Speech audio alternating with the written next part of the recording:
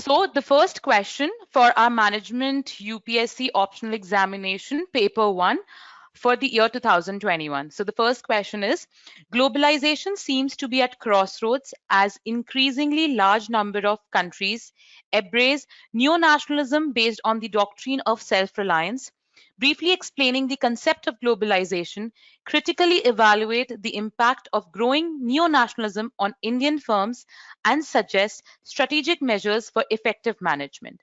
Right. So this is our first compulsory question. This question is of 10 marks. So we know that it has to be written in round about 150 words and has to be in the 1.5 pages. Right. So before moving to the question and understanding what it is asking us to answer, you need to know the concept of globalization, you need to know what neo-nationalism is, and you need to know what self-reliance is. So the first part of the question is just a statement. What we need to do is answer the second part of the question, but this second part is connected to the statement which is written on the first part. So when we talk about globalization, we need to know about neo-nationalism, we need to know about the self-reliance concept, right? So before I tell you what needs to be written in this answer, let me explain you the concept of globalization, neo-nationalism, and self-reliance. So this word, basically self-reliance, it got introduced during the Swadeshi movement during our independence time.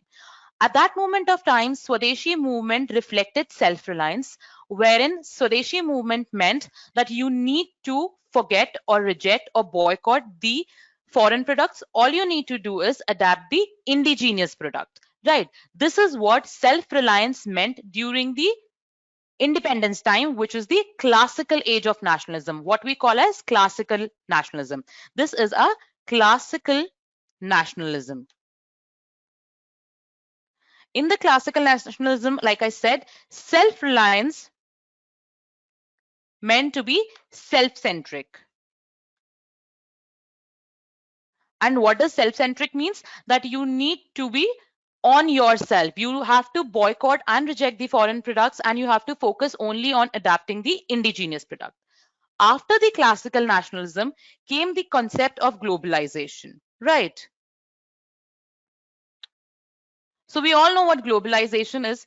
Globalization is basically the integration and interaction among people, government, and companies worldwide.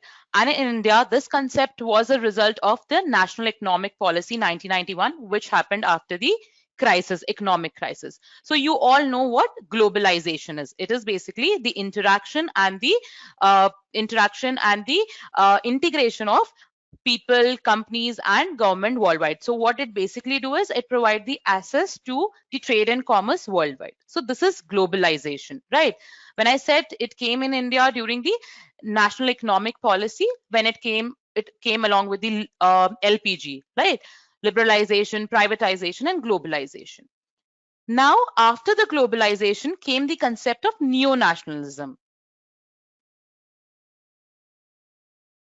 There will be a lot of resources telling you that neo-nationalism is anti-globalization, but it is not.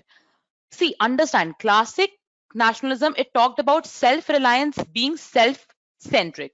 But here in the neo-nationalism, the definition got changed for self-centric. Self-centric definition got changed.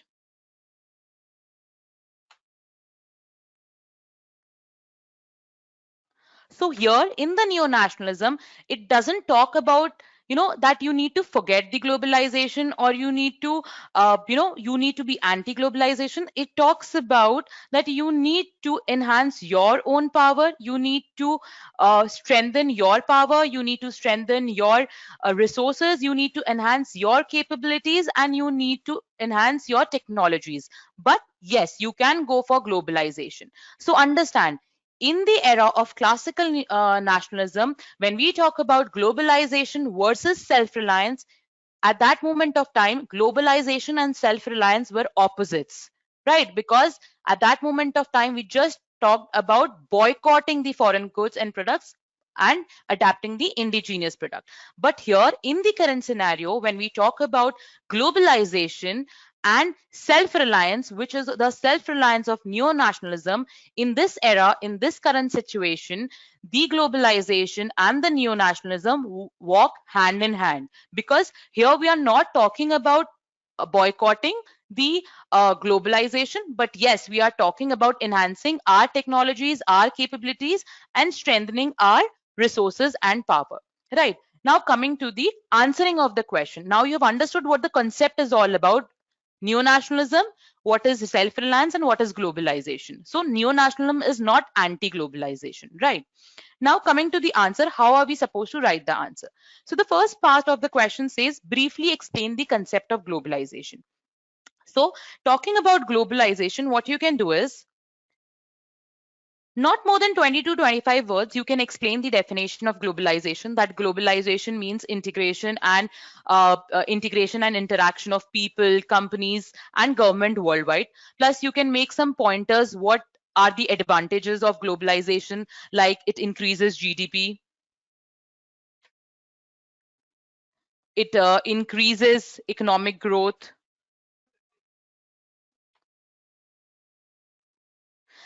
provide better services to people worldwide, integrate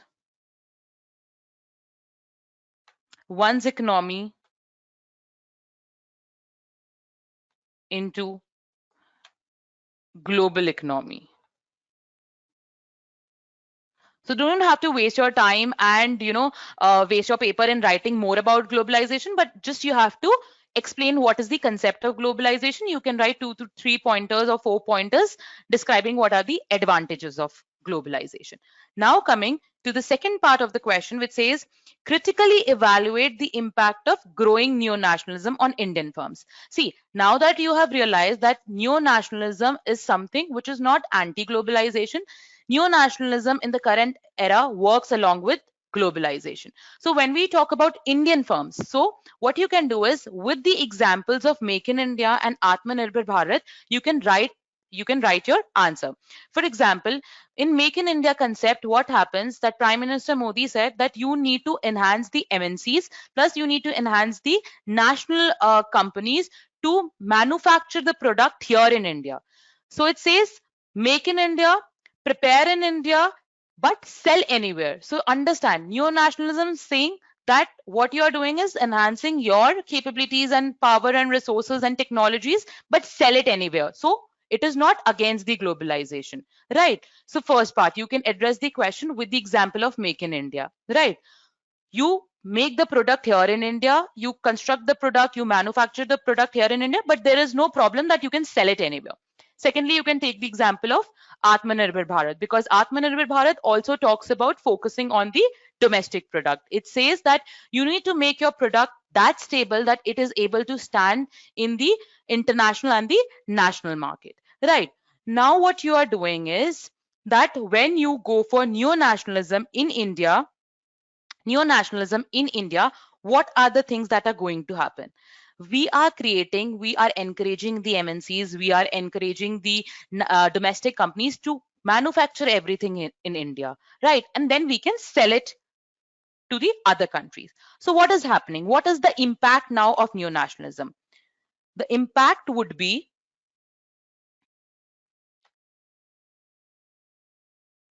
number one, there will be export would be high, right? When the export would be high and we will be manufacturing everything in India, then our dependence on other countries for assembling and manufacturing of the product will be reduced. Dependence reduced on other countries for assembly and manufacturing.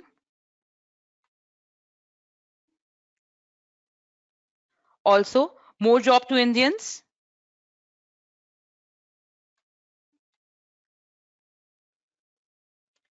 And obviously, yes, cost advantage reduced.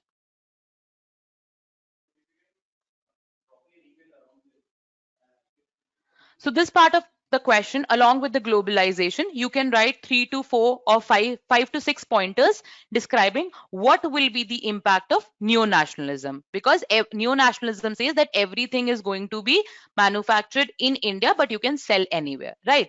So this is the impact. Now the question says suggest strategic.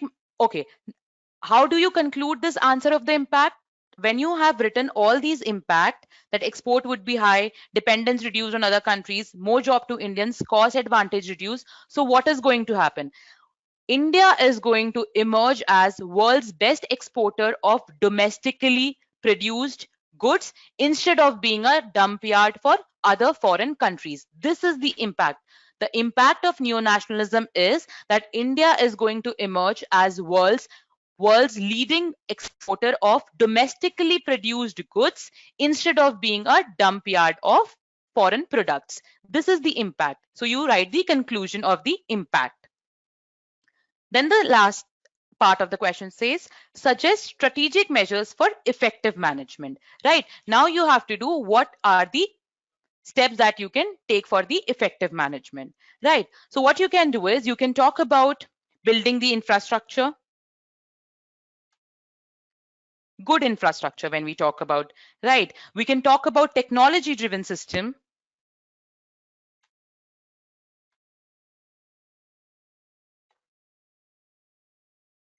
Then you can talk about focusing on startups, because focusing on fundraising on startups, because from there only the innovative activities could start, right? Focus on startups.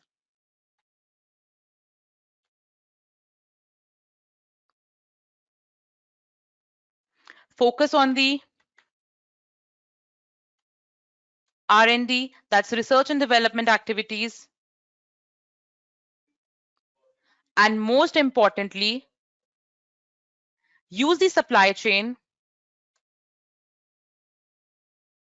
intelligently.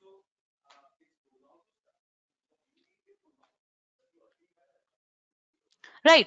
So basically what you can do is you can divide the question into 4 marks and the 6 marks. The 4 marks could include when you talk about globalization, right? And the 6 mark could be the impact that you will talk about. Impact, wherein I told you that you need to write the conclusion that impact would be that India would become the leading exporter of the domestically produced products, right? And then you can write the effective management measures. This will complete your answer, right? Now moving to the next question. Okay, let's start with the next question. Let's read it first. What is personality? How do the big 5 personality traits predict work behavior? So personality, there is no accepted definition of it. There are so many definitions, and you can use any one of them. But as a crux, we can call personality as a pattern of relatively permanent traits and unique characteristics that give both consistency and individuality to a person's behavior. So it is a repetitive set of behavior or a pattern of behavior, not just one single pattern or one single behavior. No, it has to be a set of pattern. So you can say, or you can define personality as a characteristic way of thinking, feeling, and behaving, right? Now, one more additional information here, you can, while defining personality. So again, as I said, there is no set way or a particular defined way to understand personality, correct? So while explaining, you give one general definition of personality and then go ahead, define the traits or aspects of personality specifically consistent with the organizational behavior. From that point of view, you can discuss personality, right? How can we do that? Let's see. Okay. So there are certain set characteristics used to define personality. What are those characteristics? First, it is consistent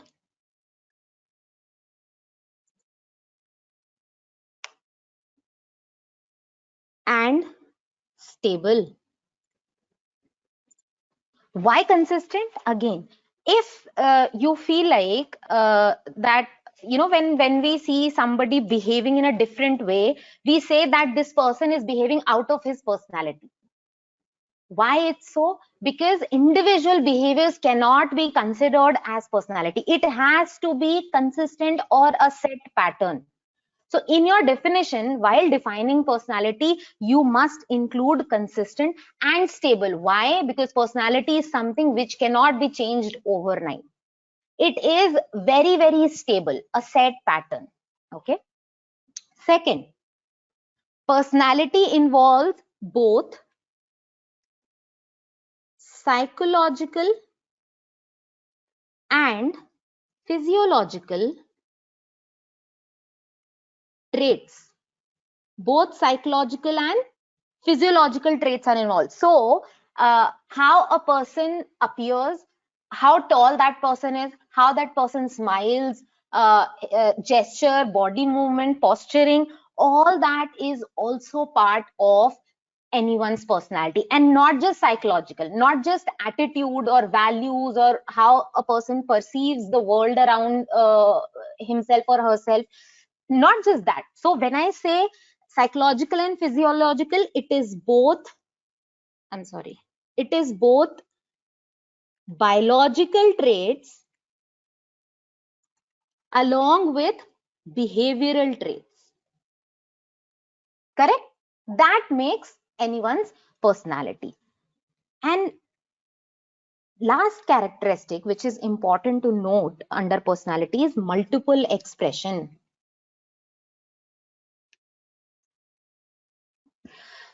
Personality is not just about behavior, as I said, it is also about our thoughts. So personality is not something which you can see externally. So behavior is something which is overt in nature. That means you can observe it externally, right?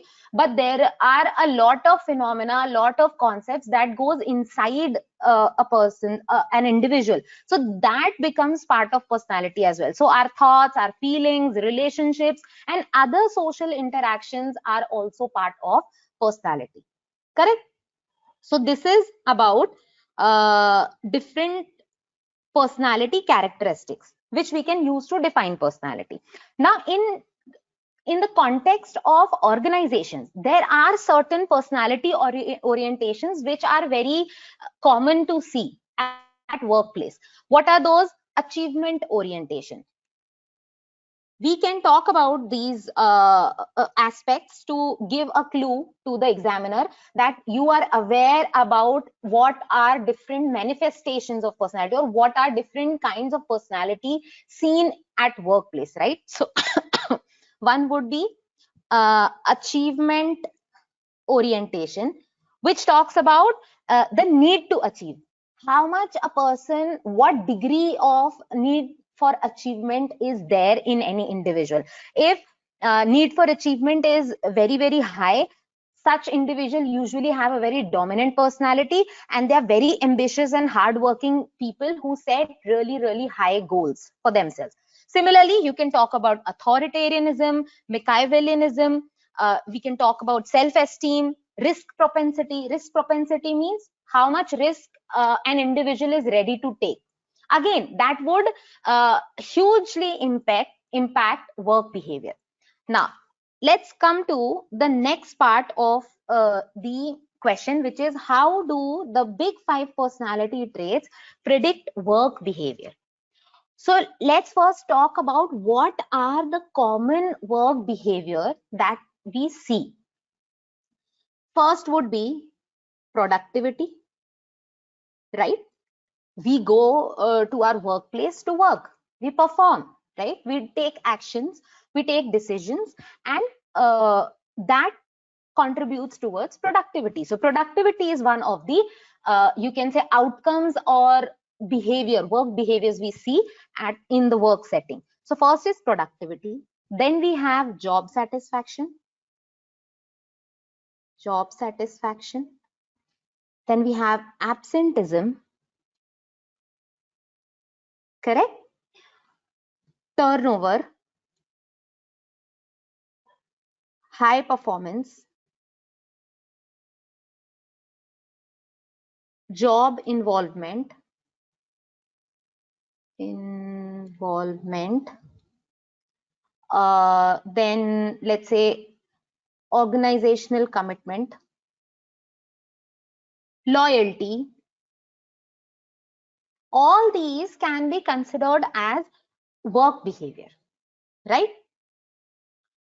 Now, after describing what are some of the possible work behaviors, now we need to connect how Big Five personality model help us in predicting work behavior, right? So after you have defined personality, after you have described various types of personality, or you can say personality orientations generally seen in the work setting, you go on to describe, so basically the different personality orientation will lead to different types of work behavior. So then you go on to explain different work behaviors possible, correct? After that, we come to define what is Big Five personality theory, correct? So this theory was given, and it has proposed 5 traits, which basically sums up the major personality traits found in any individual, correct? What are those 5 traits explained by Big Five model? First is, and it is described by an acronym, OCEAN. It will help you in remembering also. So what is O? O stands for openness.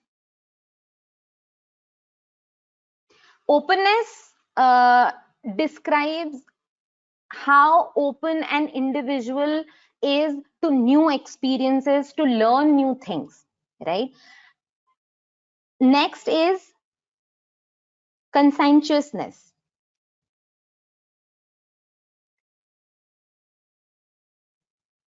Conscientiousness describes an individual being very organized, very methodic, and very thorough. They are very careful individuals and very diligent about their work. They are very particular about their work. Then extraversion. Extraversion is a characteristic which describe individuals who draw their energy from external world.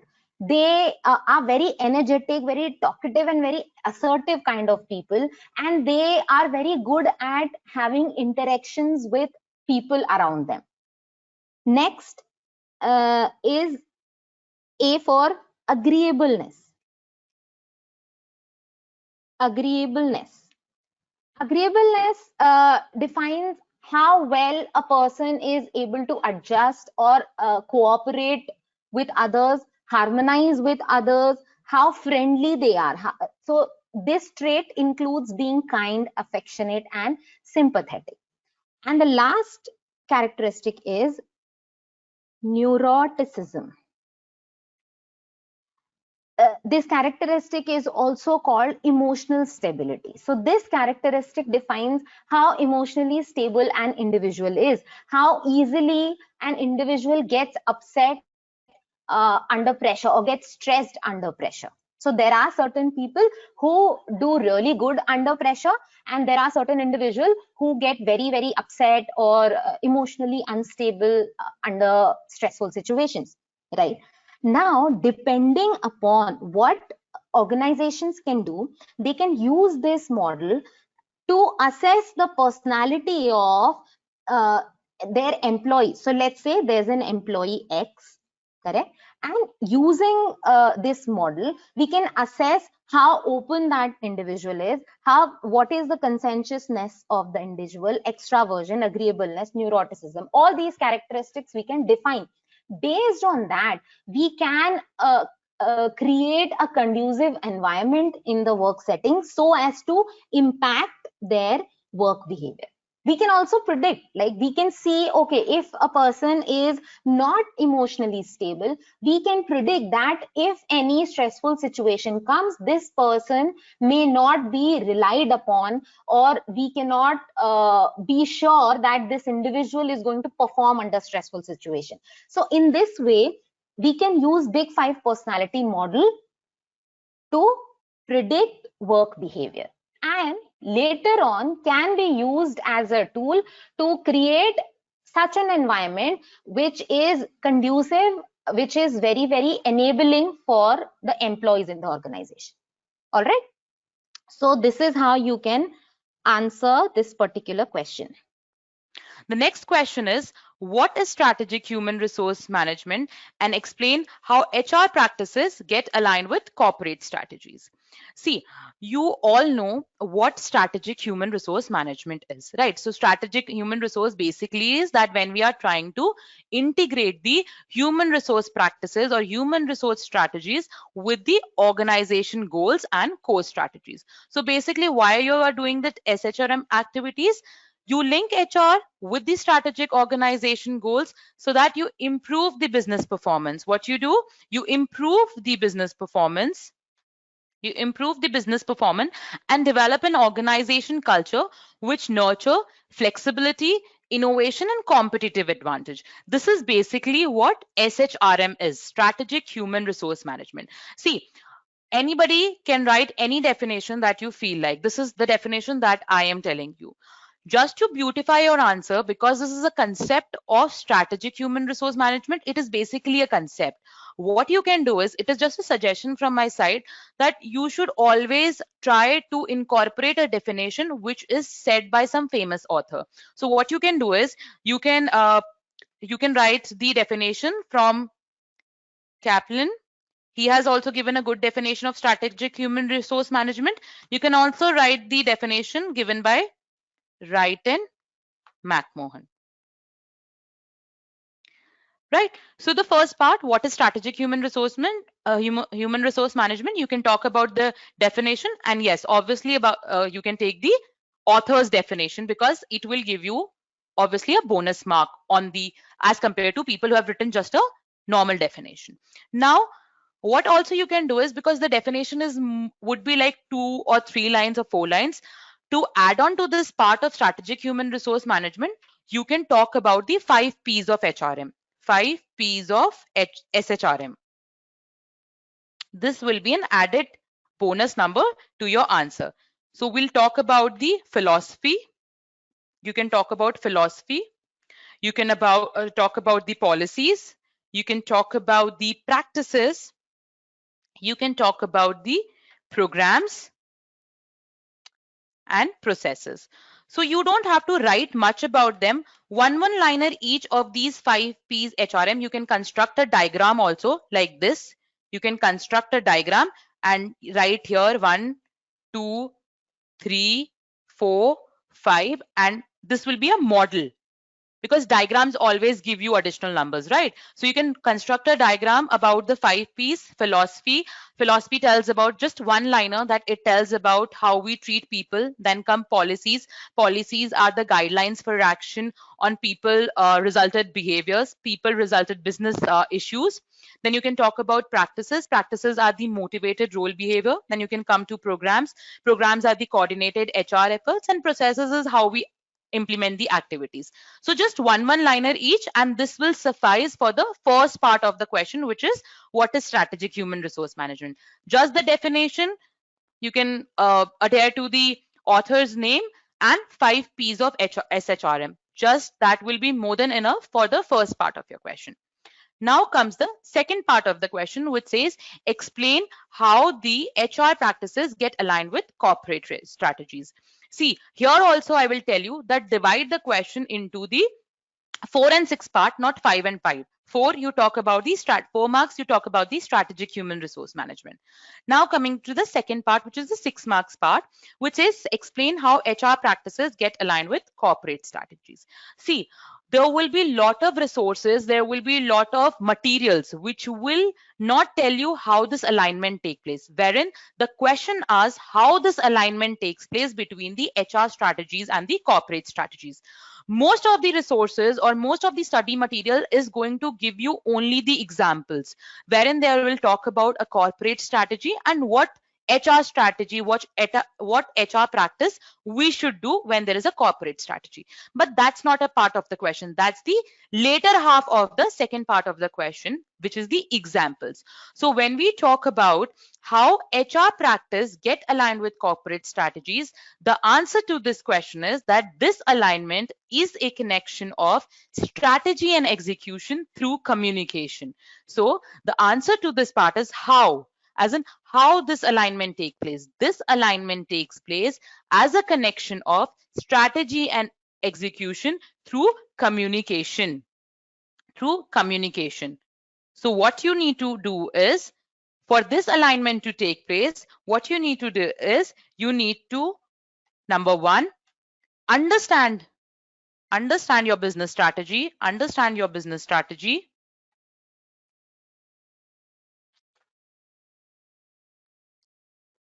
Then assess the current condition.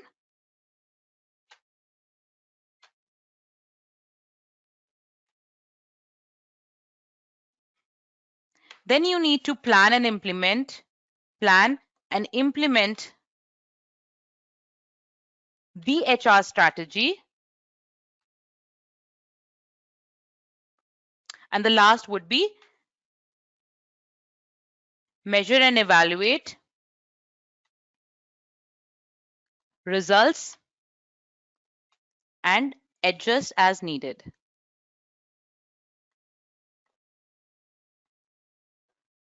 So you see, we are talking about our business strategy is getting aligned with the HR strategy. This is through the connection of the strategy and execution through communication. This is what you have to write in the main picture of the examination.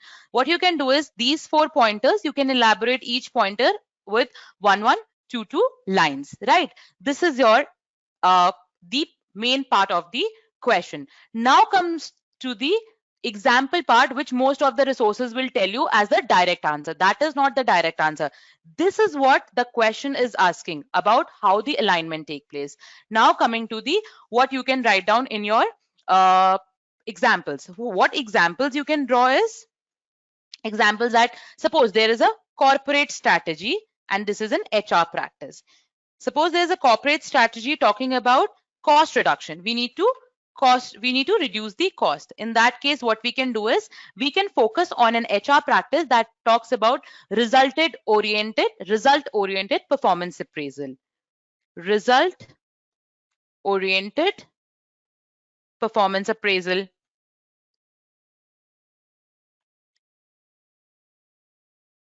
Right. Suppose there is another corporate strategy which talks about that you need to go for quality enhancement.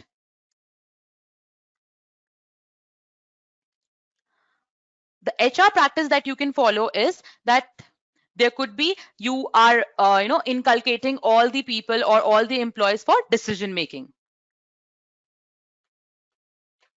Participation of employees in decision making. Or what you can do is you can go for extensive training program. Like these, you can take out or give 3 to 4 examples. You can talk about innovation, that when you there is a corporate strategy of innovation, then we can work about in talking about with the research and development teams. We can talk about the appraisals which recognizes development. If the corporate strategy is expansion, then we can talk about talent acquisition. That is the HR practice we'll follow.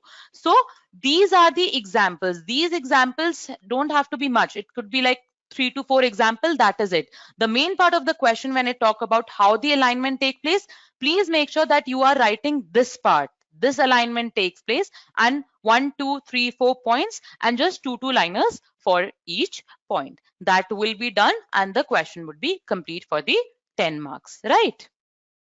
Now, the next question is, Why do organizations differ in their structure and design? What is the difference between a mechanistic structure and non-organization structure? See, this part of the question, this question when we basically talk about the structure and design, you all know what structure basically is. So structure is how work flows in an organization. It tells you about the hierarchical structure, how tasks are allocated, how responsibilities are allocated, how supervision is directed. So this is what structure is, right? What you can do in the first part of the question, when you talk about, why do organization differ in their structure and design, you can do is create a plot as in what structure is. So you can talk about what structure is. You can write few points that structure talks about work specialization, it talks about departmentalization, it talks about chain of command in pointers, right? So you write what structure is, right, the definition, and 3 to 4 pointers on that structure tells about the work specialization, it talks about departmentalization, it talks about chain of command, it talks about formalization, it talks about centralization and departmentalization. This is a story that you create about the structure while you explain why do organizations differ in their structure and design. That story, that plot, this should not be more than 25 to 50 words, right? Once you have described this, you come to the first part of the question, which says, why do organizations differ in their structure and design? You don't have to write paragraphs. There will be only 4 points that you need to focus on. There are 4 reasons as to why the organization differ in their structure and design. Those four points are strategy, organization size, technology, and development. See, from starting only, I am asking you to write everything in points, but because that beautify your answers. The paragraph answer always look monotonous, and the person also who is checking your answer does not seem to be more interested. So always write your answer in pointers.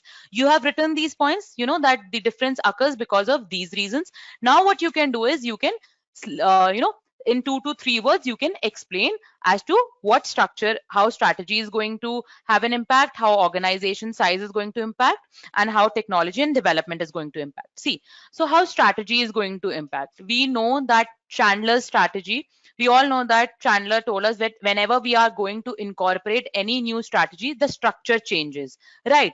For example, uh, there's a strategy that you want to implement. For the example, that strategy is cost reduction. So when you are talking about cost reduction, it means that there could be chances that you need to remove some department, you need to remove some people.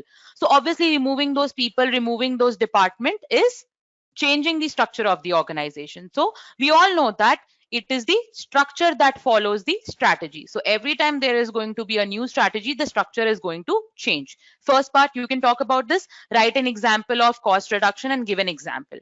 Coming to the organization size. See, when there is a small organization of 200 members, there will be less departments, there will be less specialization, there will be less vertical levels. Comparing to the organization size, suppose it has people who are like 2000 people, then it will be more departments, more specialization, and more vertical levels. The point, organization size, and 2 to 3 4 lines on this part. Now comes to the technology. See, we all know that technology is how you transfer your input into the output, which basically means your human material. How do you transfer it into output? You have written that it means that it needs to how you transfer your input into output. What you can do is write an example that suppose you want to introduce new technology to employees through training, right? How it is going to affect the structure, that in that case you need more of IT professional, you need more of trainers, right? More people coming, obviously the vertical structure or the hierarchical structure is going to change. Now, earlier it used to be the file handlers were the clerk. More people, now everything has come to computerized. Now what has happened, that the clerk has been replaced by the computers. So obviously people are being removed, or they are moving to different departments for different work. There will be change in structure. That is how technology is going to impact. Right, now comes the environment, the fourth part. Environment. Understand, me as a person, as a human beings, we require everything as from our environment. We require oxygen also, we require water also. That's how an organization also talks about the different forces which is outside the organization. So it talks about the institution and forces that are outside the organization and affect the organization performance. For example, how environment is going to affect the structure. Take an example of healthy eating restaurants. Subway, it is a healthy eating restaurant. Right. Now, the competitors could be KFC and McDonald's. Suppose KFC and McDonald's also introduce a healthy diet dish. So, if this diet dish is coming, it means there is a different department which is being created. There will be different chefs for it. There will be different managers to handle those departments, right? So obviously a new department is being added through the competitors. While we are interacting with the outside forces, we are going to interact with our competitors. That is our environment. So obviously with linkage to them, our organization structure is going to change. So this is basically the first part of the question, which talks about why do organizations differ in their structure and design. There are four reasons. The first one is strategy, because of organization size, because of technology, and because of environment. This completes the first part of the question. Now comes the second part of the question, which says, what is the difference between a mechanistic structure and an organic structure? See, this is a very easy question to write, this whole question of 10 marks. And coming to the second part, mechanistic structure and organization structure, this answer is definitely going to fetch you 10 marks. There has to be no thinking about that. You cannot write an answer. Eventually, if you don't understand, somebody who does not have a concept of what mechanistic structure and organic structure is, what you can do is just understand from a common sense of mind. As in, mechanistic is where some process is going on, right? Organic is a raw form, a flexible form. So you don't have to write paragraphs. Just a table would be enough to suffice your answer and fetch you 5 marks for the second part of the question. What you have to do is you have to talk about the, divide your page into two parts, talk about the mechanistic organization, and the later half, second half of the page to the organic organization.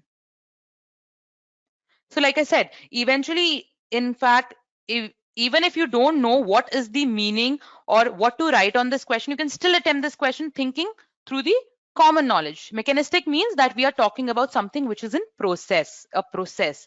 It has got steps, right? It is formalized way of doing. Organic is something which is flexible. It is raw, right? So what we can do is we can write some points, and let's talk about some points. Like, in a mechanistic structure, there will be a well-defined departments and clear hierarchy. Well-defined departments and a clear hierarchy. Wherein in the organic, it will be loosely defined. Then we can talk about centralized decision making. In the organic, it would be decentralized. Here, it will be specialized task.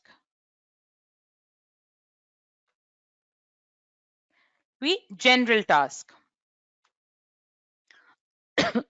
What you can do is, I'm just writing the words. You can also write one line each so that it can compute to the 10-mark answer or a 5 marks answer for a second half of the question. The fourth is that you can talk about high degree of formality, specialization, and standardization. Wherein here it would be low, right? Low. And then here we can have, in the mechanistic structure and organic structure, you can also talk about individual specialization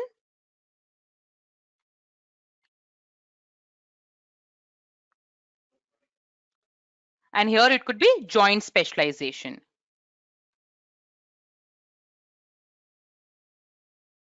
As in, people work together in a combined or a coordinated manner. Here, employees work separately and in a specialized one task. Just to beautify your answer, what you can do is draw a simple diagram. Mechanistic structure is one person here and different people doing this specialized task. Right?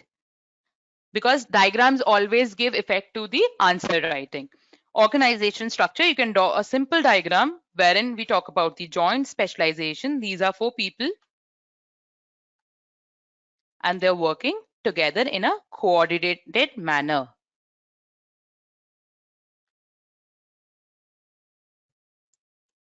So this completes your answer. 5 marks when you talk about the different reasons as to why there are different structures for different organization, and the second part where we talk about the mechanistic and the organic structure. That is it. Everything has to be written in points. Points written answer fetch you more marks as compared to the paragraph written, right? Now comes to our next question, which talks about the what are the variable pay for performance plans and what are the criteria for the success of these plans. It is also a very direct question. You don't have to think much about it. Just a normal definition of what variable pay for performance plans is. You can write a definition that the variable pay for performance plan is a reward program in which an employee's pay is based basically on individual or an organization measure of performance. So like I said, you can also write your own definition. Everybody has to, everybody will have their own definition. You can write your own definition, but do quote that it is a reward program, right? It is a reward program in which portion of employees pay is based on some individual or an organizational measure of performance. This definition of 2 to 3 lines. Now come to the main part of the first half of the question, which is what are the variable pay for performance plans. So what you can do is you can start by constructing the diagram, right? So when we talk about variable pay for performance plans, we have got two plans. One is the individual and the second one is the group plan, right? There are in total 9 of them. The individual is divided into based on time and based on productivity.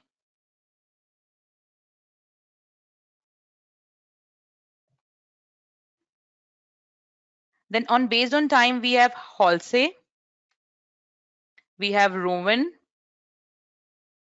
we have Emerson, and we have Biddox. Then based on productivity, we have Taylor, we have Maverick, and we have Gantt. On the group, we have Priestman's, profit sharing, and Scanlon. So this is basically the first part of the question.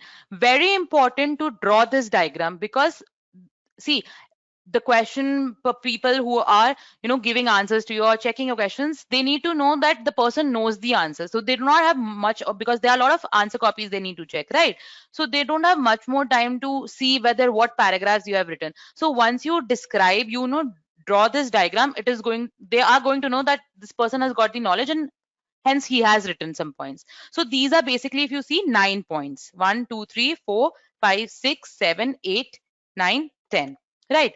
Now what you have to do is, once you have drawn this diagram, write 1 to 2 lines about each. That Halsey plan is this, Rowan plan is this. If you want, you can give a numerical example also. If like, so more than 2 to 3 lines is not required for any of the plan. Describe the plan: Halsey plan, Rowan plan, Emerson plan, Biddox plan. Then talk about the based on productivity plans. Right. This is the first part of the question.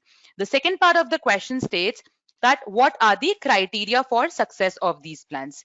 So you can divide this question into 5 marks and 5 marks. 5 marks wherein you talk about the each part of the plan, the Halsey plan, each would constitute for the half marks. Like I said, write the plan and write 1 or 2 lines each. Now coming to the second part, which says what are the criteria for the success of this plan. Here also you can write your answer not in paragraphs, again in pointers. You can talk about that these performance plans have to be realistic in nature. Realistic in nature, they needs to be communicated clearly to the employees, communicated clearly, right? These plans should monitor, we should continuously monitor and evaluate these plans.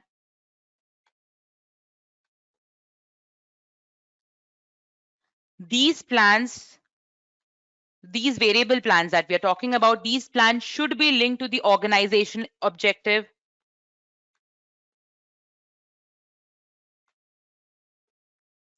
Right. These plans should deliver what they have promised timely and fairly.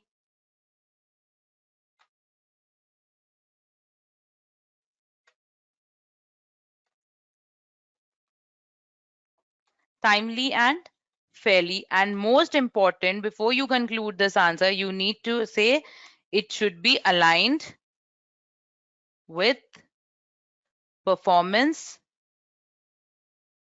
criteria achievement. Because the question talks about variable pay for performance plans. So you need to write that it is aligned with the performance criteria achievement. These are the criteria of success of these plans. These plans will be a success if we follow these particular points.